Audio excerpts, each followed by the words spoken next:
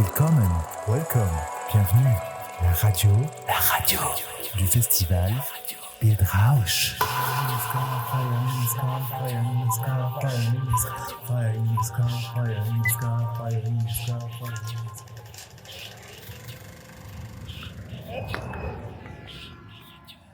Et grand plaisir d'être une nouvelle fois présent au festival du film de Bâle, Bildrausch, en compagnie de l'équipe de Film Explorer. J'ai nommé Ruth Baetig, Giuseppe Di Salvatore, Émilien Gour et Olivier Legras qui réalisent cet entretien. Un entretien avec un cinéaste belge qui présente un film en sélection, j'allais dire en compétition.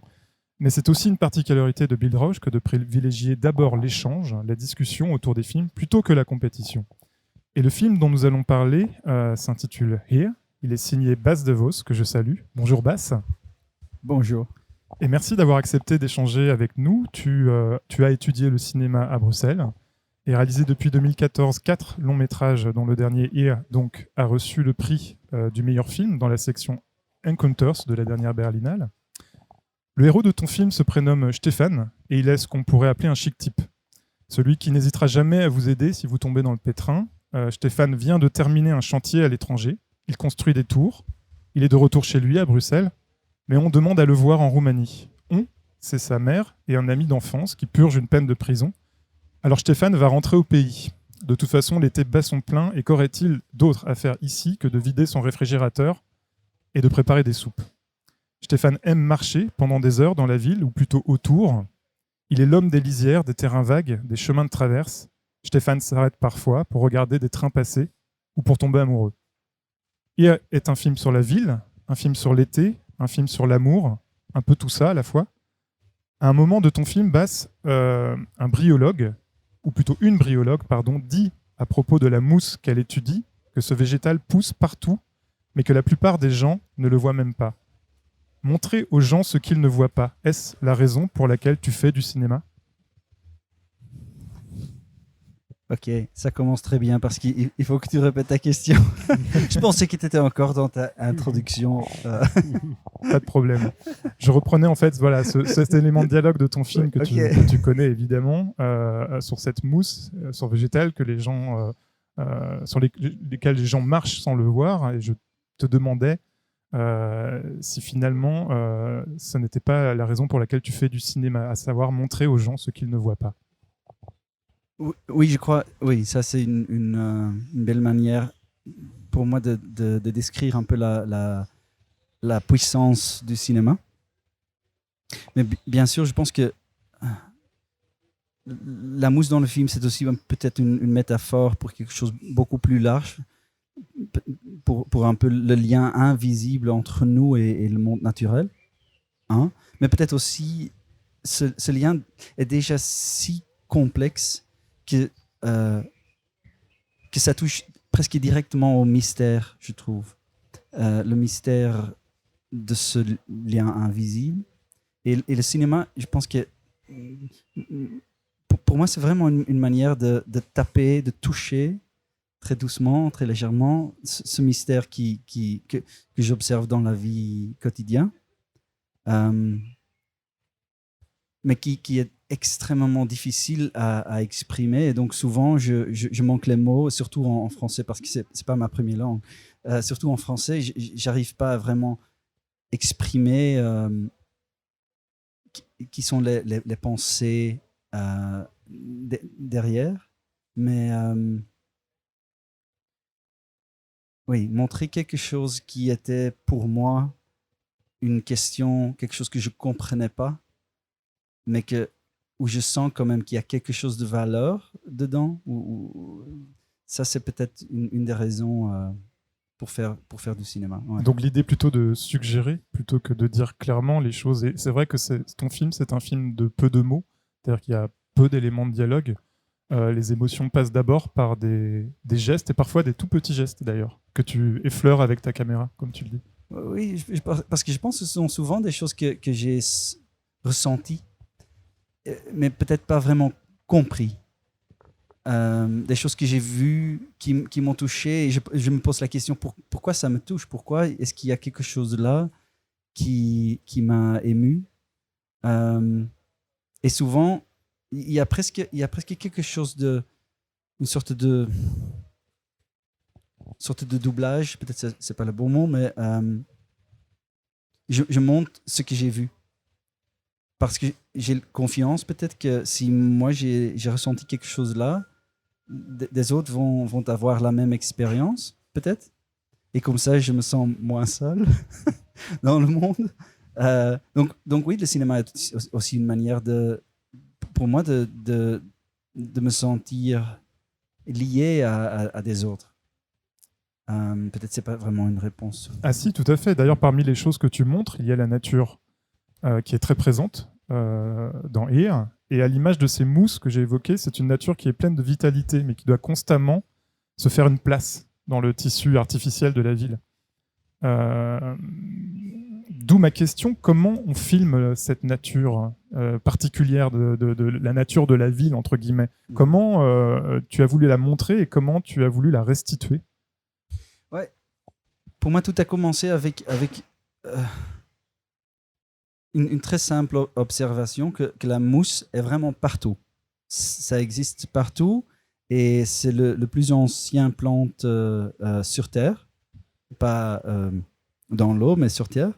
Donc, il y a un lien direct avec nous, en fait. Parce que la mousse, en fait, dans ces milliers et milliers d'années, n'a presque pas changé. Et donc, ce qu'on voit maintenant, c'est en fait la même plante qui était le premier plante, quoi. Et donc, ça m'intéressait beaucoup. Et donc, sur la question de comment le montrer, ce qui m'a frappé très fort, c'est que une relation avec de la mousse, c'est une relation complètement différente qu'avec des autres plantes, comme des arbres. Parce que ça, on peut vivre en bougeant. Tu balades dans la forêt, tu vois tous ces belles arbres, et voilà. Mais pour la mousse, il faut s'arrêter. Il faut... you have to kneel down, sit down. Se rapprocher aussi. Se rapprocher, ouais. vraiment. Et souvent, tu as même besoin d'une petite loupe pour vraiment comprendre la beauté de la mousse. Mais ça demande une attention qui est différente.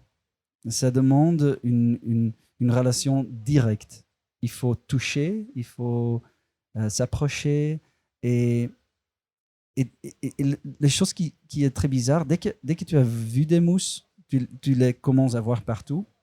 Et tu commences à vraiment comprendre ce tout petit lien déjà avec ces petits plantes vivants et nous. Et ça, je trouvais, c'est extrêmement petit, mais en même temps, c'est une idée géant que je ne comprends pas, qui est bouleversant. Et à ce moment-là où je sentais, ici, il se passe quelque chose qui est pour moi différent en relation avec ce monde naturel. Je pense qu'il y a des choses qui ont un peu cliqué dans ma tête et qui ont mis en route un peu ce film. Et comment est né d'ailleurs ce personnage de bryologue? Parce que moi, je ne connaissais pas cette spécialité de la botanique. Je crois que peut-être c'est le premier film qui met en scène un bryologue, d'ailleurs, dans l'histoire de cinéma. Il faudrait vérifier. Mais ouais. Comment as-tu écrit ce rôle et quel était le cheminement pour arriver à ce personnage de bryologue? Oui, donc...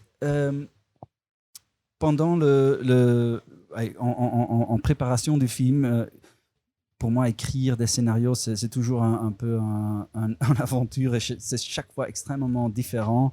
Mais souvent, ça commence avec des choses... En fait, ça peut être hyper direct. Je lis quelque chose et je dis « wow, je ne savais pas ». Et ça peut déjà peut-être être la naissance d'une idée qui finalement on se retrouve dans un film complètement traduit. Et ici, il y avait un livre, The Mushroom at the End of the World, par Anat Singh. Et quelque part dans ce livre, il y a la mention des mousses. Et je pense qu'elle mentionne, elle parle déjà de Robin Wall Kimmerer, qui est une bryologue américaine, qui a écrit un livre très connu, Braiding Sweetgrass. Mais elle a aussi écrit un petit livre sur les mousses. Et c'est un livre qui est vraiment écrit pour nous, en fait. Ce n'est pas un livre scientifique, c'est vraiment un livre qui exprime en fait son amour pour ce petit plante et qui explique un tout petit peu, avec son background, l'importance de ces petites plantes et peut-être les leçons qu'on peut apprendre de cette petite plante. Et donc, j'ai lu ce petit livre et puis je me suis dit, OK, maintenant, je sens très fort que j'aimerais voir les mousses comme elles parce que je les voyais déjà en liant ce livre, mais c'est quand même différent. Et donc, j'ai contacté un bryologue à Bruxelles, Geert Rijmakers, qui est pensionné, qui ne travaille plus, et qui est aussi mon premier vraiment ami qui a plus de 60 ans, ce qui est très intéressant aussi. Notre relation est très intéressante, je pense. Mais il m'a vraiment montré les mousses, il m'a expliqué un peu leur manière de vivre. Et donc, plein de choses que j'avais déjà compris, je pense, en lire ce livre, j'ai ressenti avec lui. Et ouais, après, je pouvais à ce moment, c'était devenu impossible de ne pas faire un film qui au minimum touchait à cette belle plante. Ouais. Giuseppe. Oui, on a déjà touché au moins 2 aspects très, très importants dans le film Here. Un, c'est le rapport entre la nature et je dirais la dimension urbaine, mais l'homme en général. Et l'autre, c'est justement cette difficulté par rapport au langage, par rapport au mot, mais en même temps aussi l'importance de thématiser cela, dans le sens que voilà. Et je pense que le film non seulement travaille par image, par figure aussi métaphorique, mais aussi c'est un film qui thématise aussi la difficulté qu'on pourrait avoir à nommer les choses. Et les protagonistes, c'est un Roumain qui parle français, c'est un sinon belge qui parle aussi un peu en deuxième langue le français, donc on entend le chinois. Donc je voulais savoir un peu ton approche par rapport au langage et justement à l'écriture, savoir comment travaille Bas de Vos, c'est-à-dire il y a ces idées, il y a ces aspirations, il y a la lecture de livres, comment on passe de là à l'image, au tournage. J'imagine qu'il y a, tu l'as dit, un travail d'écriture. Comment ça marche là? Donc, ça sont deux questions énormes. Je vais essayer peut-être d'abord de parler un peu de cette question de nommer, langage, parce que c'est quelque chose qui est verbalisé aussi dans le film.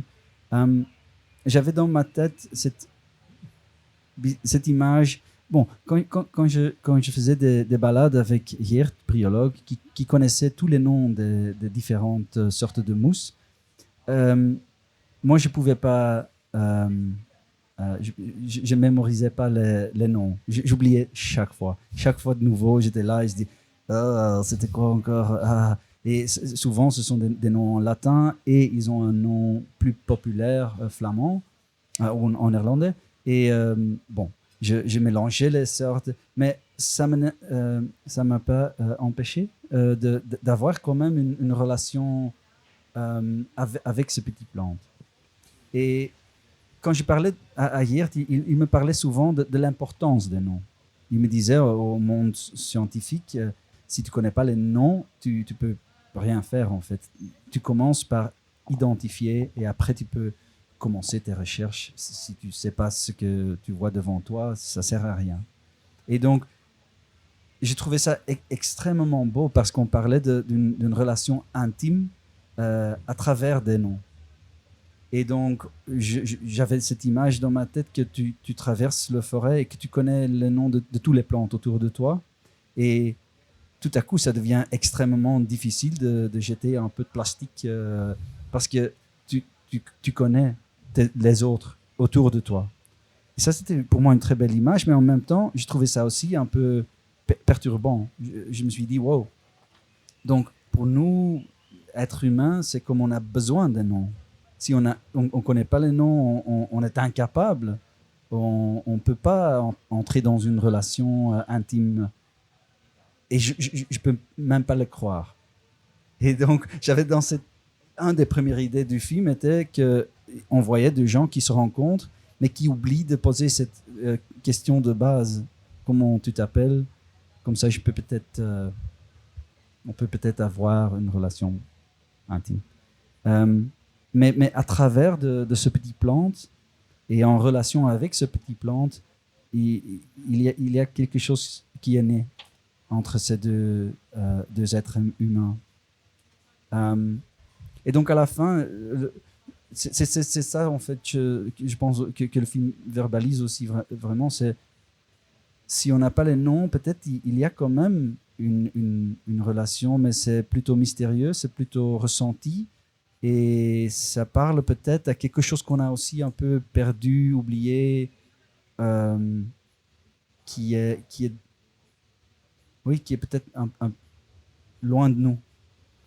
Moi, j'ai eu la sensation que cette dimension mystérieuse, justement, c'est ici, finalement, que peut relier les gens sans nécessairement l'acte de nommer le langage, est portée dans le film par le son et par un sound design que je trouve magnifique, d'ailleurs, et qui montre une certaine continuité entre tous les sons de la ville et les sons de la forêt, par exemple, qu'au début on peut imaginer comme contraposés, mais qu'en réalité constitue, à mon sensation, une seule composition qui donne cette continuité, cette présence dans l'ici, peut-être, où quelquefois manque les langues, où on ne sait pas comment s'appelle la personne en face.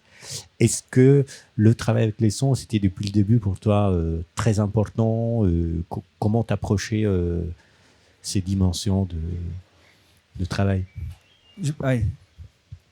Souvent, les gens me disent que j'ai fait des films très visuels, où les cadres ils sont trop beaux. Et je suis d'accord, ou je trouve ça aussi, mais en même temps, j'ai toujours l'impression que le travail sonore est vachement plus important.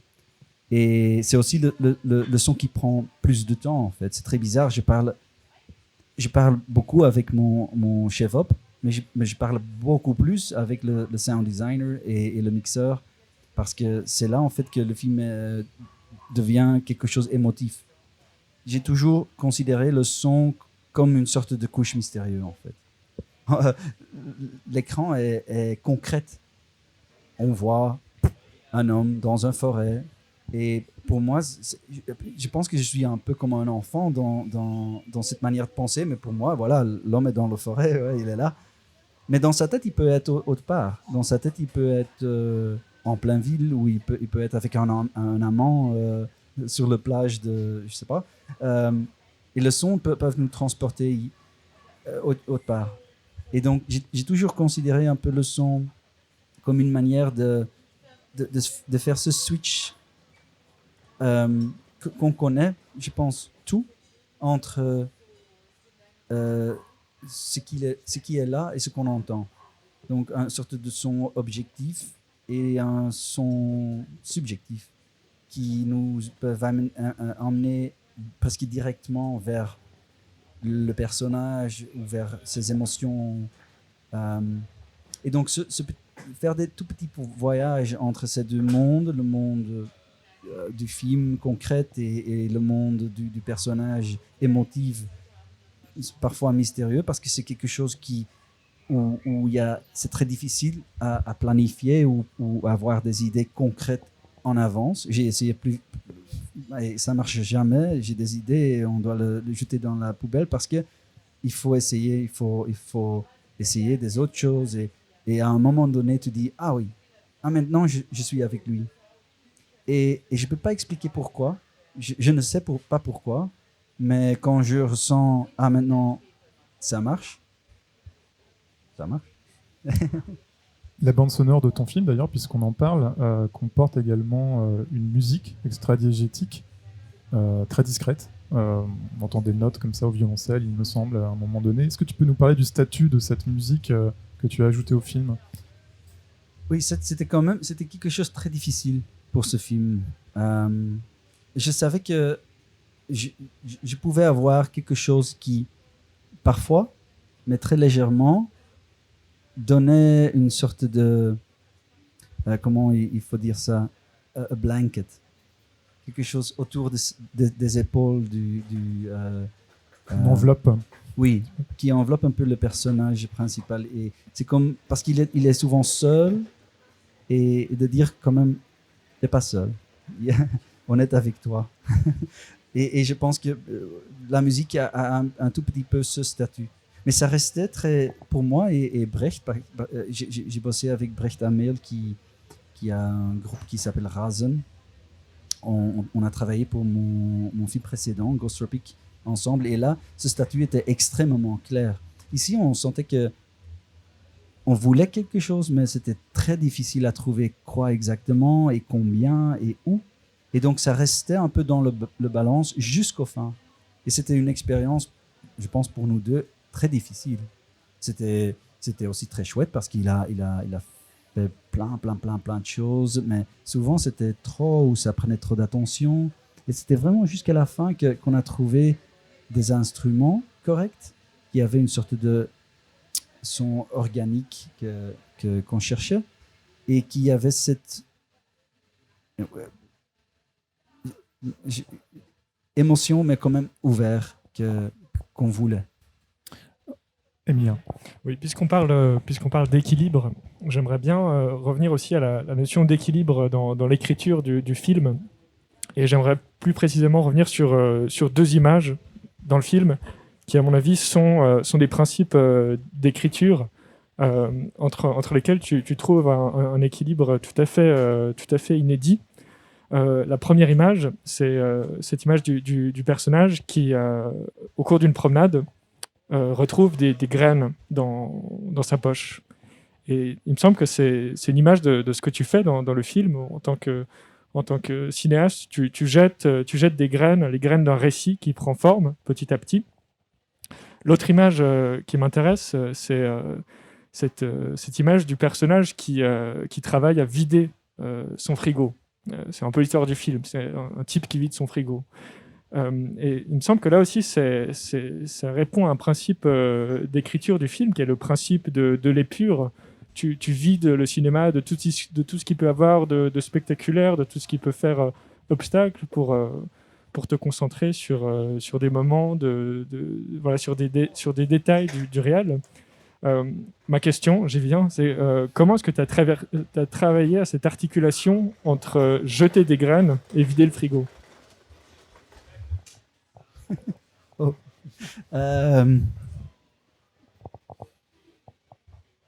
Bonne question. Je pense tout simplement l'idée d'un narratif qui marche un peu comme jeter des grains, qui peut germer, qui peut devenir une petite histoire ou pas. C'est une sorte de narratif qui me plaît énormément et qui est très... d'une manière pour moi très, très nécessaire et une sorte de narratif qu'on manque énormément dans le monde de films de fiction qui sont pas en général, je veux dire parce que pas tout, chaque film bien sûr, mais en général qu'ils ont un moteur qui roule sur du conflit ou de la violence, un des deux ou les deux ensemble. Et ça m'a... J'ai toujours eu des problèmes en fait avec ça. Et en fait, en écrivant ce film, j'étais même presque fini, je pense, avec la première version. J'ai rencontré un essai de Ursula Le Guin, l'écrivain science-fiction américaine. Et le titre est énormément beau. Et à ce moment, j'ai changé aussi, parce qu'il avait un sac en papier, très écologique. J'ai changé le sac en plastique. Le titre du essai est The Carrier Back Theory of Fiction. Et dans ce petit essai, elle propose des autres narratifs, surtout, on peut dire un narratif plutôt féminin au lieu d'un narratif masculin où les gens autour du feu prémoderne parlaient de le moment où ils ont tué le mammouth. Et elles disent, mais en fait, l'arme, en fait, c'était pas le premier objet culturel. Notre premier objet culturel était un carrier bag, un sachet, pour amener des seeds, des graines à la maison, des feuilles, des choses qu'on collecte et qu'on peut partager ensemble. Et donc, dans ce petit essai, elles disent c'est un narratif qui est moins spectaculaire, mais qui est peut-être plus important. Maintenant, on répète toujours le narratif du tueur, du gagneur, l'héros. Et elle propose des autres narratifs. Comment est-ce qu'on peut faire des narratifs sur des graines, par exemple? Comment est-ce qu'on peut faire des narratifs qui gardent l'attention sur des petits graines? Et quand j'ai lu l'essai, je me suis dit, mais elle trouve les mots pour ce que j'aimerais faire. Elle écrit ce que j'aimerais faire. C'est ça. Tout à coup, c'était comme une petite lumière dans ma tête était allumée. Je me suis dit, c'est ça. Est-ce que ça, c'est une réponse? Très bonne, mais Ouais. je voudrais peut-être ajouter une chose, justement. Comment on élabore cette écriture cinématographique non violente qui est la tienne? Parce que dans le film, il se dégage de ta cinématographie, celle qu'on voit en tout cas dans Here, une tranquillité, un flegme. C'est un cinéma sans effusion, sans drame, qui prend son temps de regarder, d'écouter, de toucher, de développer des émotions. C'est un cinéma de l'effleurement, de l'esquisse. Alors, concrètement, toi, tu as mis le curseur sur quoi? Sur des éléments tels que la durée, la lumière, le temps. Tu as demandé à tes acteurs de jouer d'une certaine façon. Comment ça se passe? Je pense que tout a commencé, et c'est la faute de Werner Herzog, en fait. Parce que Encore lui. Il est encore là. Non, moi, quand j'ai commencé l'école de cinéma, le premier film qui m'a vraiment bouleversé, c'était Aguirre der Zorn Gottes. Et je pense pas que j'étais le seul à l'époque, mais bon, il m'a vraiment bouleversé. Et j'ai lu beaucoup de ce qu'il disait et quand il parlait du film. Et je trouvais ce film incroyable parce qu'il y avait des choses que je comprenais pas dedans. Mais dans plein d'interviews, il parlait de cette idée de mettre du pression sur un caractère. Si tu mets du pression, on peut vraiment voir son propre vrai, ce qui est vraiment vrai au centre du personnage, au centre d'être humain.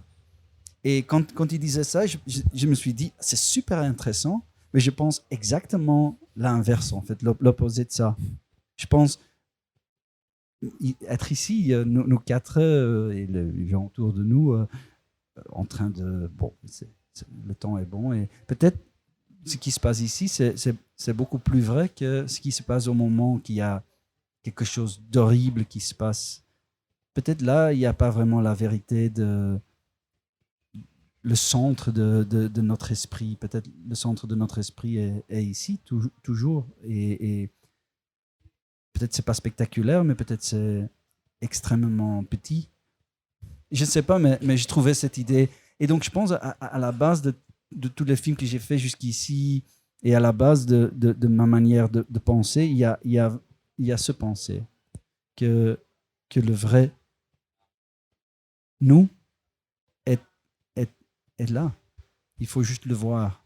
Et c'est pour ça que je pense j'ai toujours pris le temps, littéralement le temps dans les films, mais aussi dans les cadres, pour justement montrer. Ça commence un peu par cette idée de montrer, et lentement tu trouves des façons à regarder qui sont peut-être plus particulières, mais qui restent pour moi difficiles à expliquer aussi. Et qui n'exclut pas en plus la possibilité d'une violence, en tout cas d'une émotion forte. Je pense par exemple que à un moment du film, on voit les deux personnages marcher, l'homme est derrière la femme et il a un bâton, un bout de bois, et il commence un peu à secouer les feuilles alentour.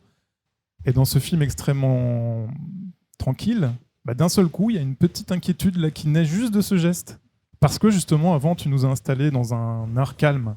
Donc finalement, peut-être que quand un film nous assène un peu trop de mouvements brusques, il y a une forme de nivellement qui se crée et qui fait que les émotions restent toujours un peu au même niveau, alors que là, il y a quelque chose de l'ordre vraiment de la subtilité, de la tension que tu peux créer, vraiment juste un geste qui pourrait avoir des répercussions énormes, parce qu'on s'imagine que le personnage pourrait avoir des...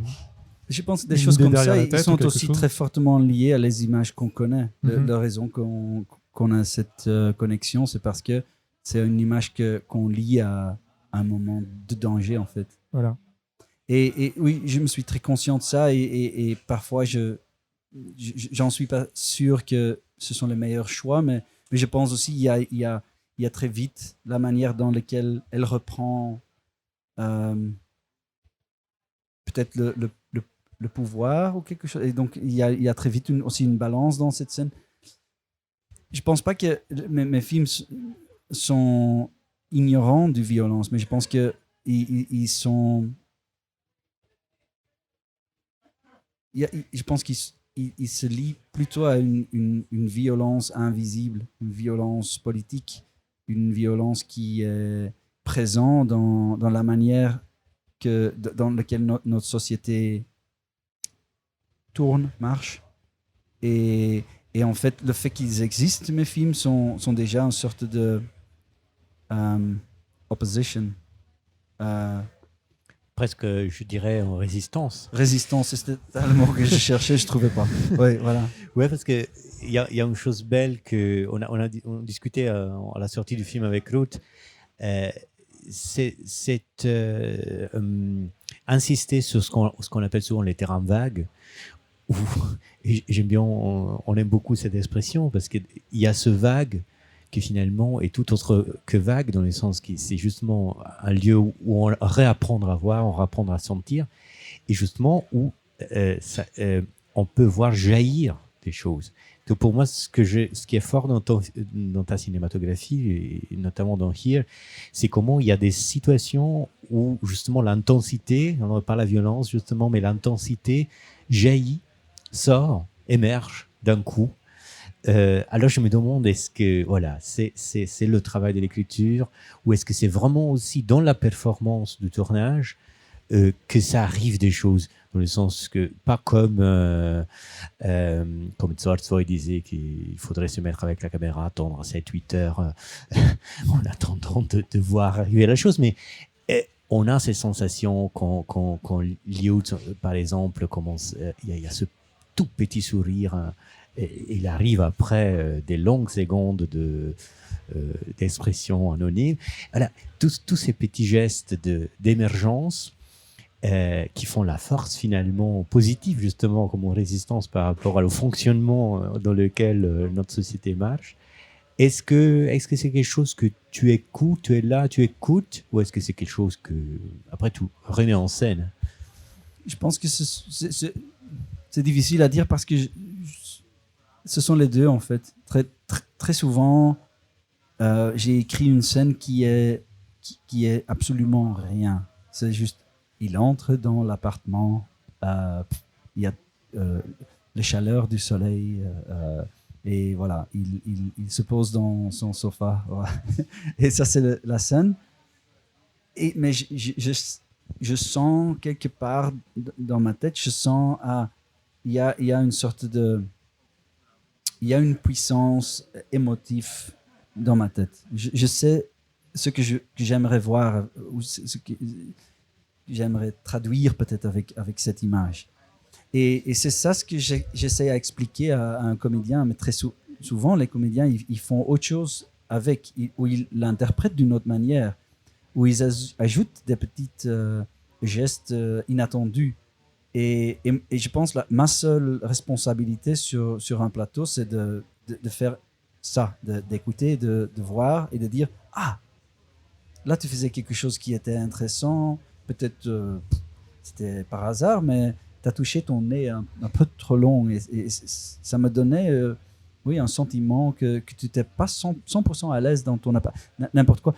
Très vite, ça devient un peu psychologique et ça ne m'intéresse pas, mais j'essaye d'être présent sur le plateau le plus que possible et de n'être pas trop occupé par tout ce qui se passe autour, parce que c'est souvent un peu bizarre filmer au centre-ville avec mais j'essaie vraiment de regarder et c'est aussi quelque chose que j'aime beaucoup.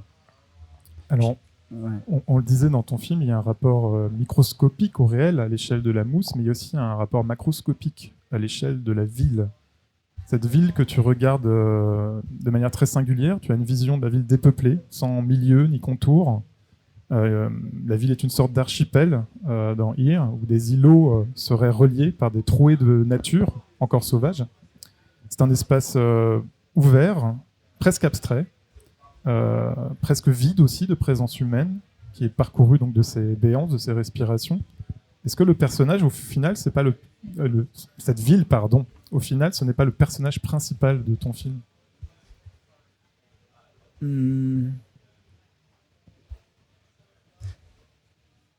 Ça, je sais pas.